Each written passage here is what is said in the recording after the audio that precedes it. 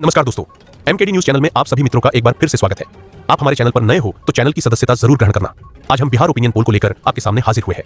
जिस प्रकार देखा जाए 2025 बिहार सेना ने इस बार कहीं ना कहीं 243 सीटों पर चुनाव लड़ने के लेकर ऐलान कर दिया है। बीजेपी का किनारा किया। जेडीपी अध्यक्ष बोले, मुझे कुछ मालूम नहीं कि इस बार कहीं ना कहीं देखा जाए तो बिहार इलेक्शन ओपिनियन पोल जिस प्रकार से जारी हुआ कहीं ना कहीं देखा जाए तो बड़ा ही चौंकाने वाला नजर आ रहा है। 2025 में एनडीए के घटक दल के बावजूद एलजेपी प्रमुख चिराग पासवान बिहार विधानसभा चुनाव 243 सीटों पर लड़ने को लेकर ऐलान के बाद सियासी हलचल तेज हो गई है।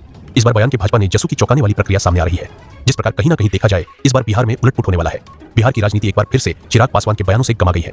इस लोकसभा जनशक्ति पार्टी रामनिवास के राष्ट्रीय अध्यक्ष चिराग पासवान ने आराम से आयोजित जनसभा से पूरे बिहार की 243 विधानसभा सीटों पर चुनाव लड़ने का ऐलान कर दिया। राजनीति गलियारों की हलचल मचा दी है।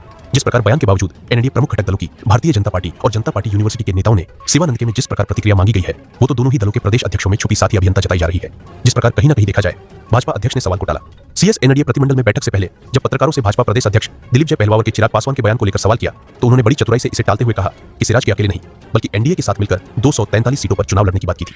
उन्होंने सीधे तौर पर आसपास के चुनावी ऐलान कर कई टिप्पणियां नहीं की थी। लेकिन दिलीप जयपाल सवाल का एक रूप राजनीतिक जानकारियों के अनुसार साफ संकेत है कि भाजपा हलचल के सिराग में बयान को टोट डाल रही है।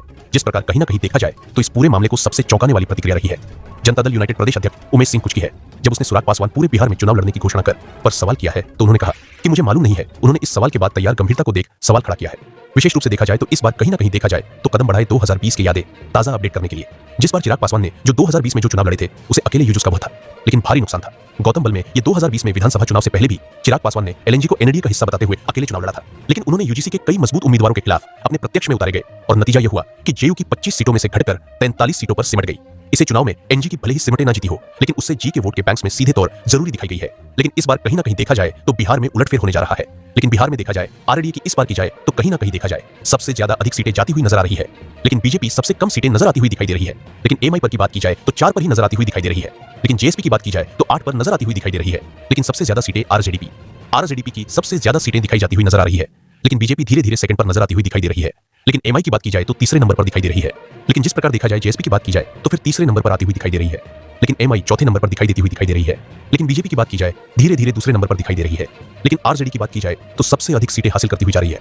इस बार कहीं ना कहीं देखा जाए तो ओपिनियन पोल जिस प्रकार जारी हुआ कहीं ना कहीं बड़े चौंकाने वाला नजर आ रहा है। लेकिन इस बार कहीं ना कहीं देखा जाए जिस प्रकार जो ऐलान होने के बाद 243 सीटों पर जयेश पहलवान ने चुनाव लड़ने का ऐलान किया उसके बाद कहीं ना कहीं देखा जाए तो सरकार के नींदों को हैरान करने की वाली बात है। इस प्रकार कहीं ना कहीं देखा जाए कुछवान ने कि अभिनेता के बयान को लेकर सियासी गलियारों में सरसा के मुख्यमंत्री नीतीश कुमार इस बार गैर और जिम्मेदारियों को रवैया को लेकर कई सख्त कदम उठा सकते हैं। लेकिन क्योंकि इस एनडीए की एकता और चुनावी रणनीति को जरूर सबसे अधिक है उसी समय घटक दलों के श्रम और स्वाधीन पार्टी के लिए गंभीर घटक पैदा हो सकती है। इस बार लेकिन आरजेडी की बात करें तो सबसे ज्यादा सीटें हासिल करती नजर आ रही है। लेकिन तीसरे नंबर पर जेएसपी नजर आती हुई दिखाई दे रही है। लेकिन आरजेडी की बात की जाए तो 95 सीटें इस बार हासिल करती हुई नजर आ रही है। आगे लेकिन जिस प्रकार की बात करें तो शासन पर ही सिमटती हुई नजर आ रही है। लेकिन एम 10 पर नजर आ रही है। लेकिन जेएसपी की बात करें तो 70